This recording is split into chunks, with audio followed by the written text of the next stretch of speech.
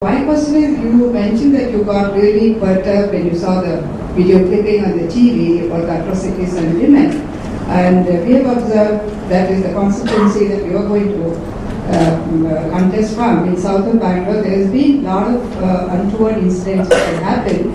And ladies, of course, have been involved, like senior citizens like me and all that. So, since you don't have a particular manifesto, what do you think you propose to do? Whether you win or lose the election is different things. So is it going to make any difference to us, ladies? Yesterday about 20 people came to my house.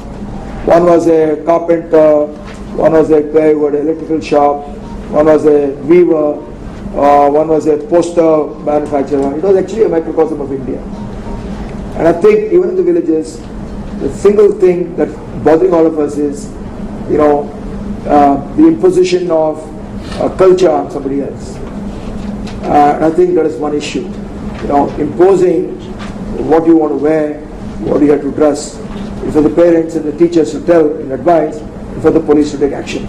I think the only way women will not be attacked is if each of you feel for it as men. If there is no outrage in public, and if the political party in power seems to look the other way, then I think the police will not do anything. But if thousands of people come out and protest, they'll stop work, they need not go do a bandh. If thousands and thousands and thousands go and sit in front of Vidhan Sabha, I don't think any chief minister, any prime minister in this country will have the bloody guts to encourage hands and women.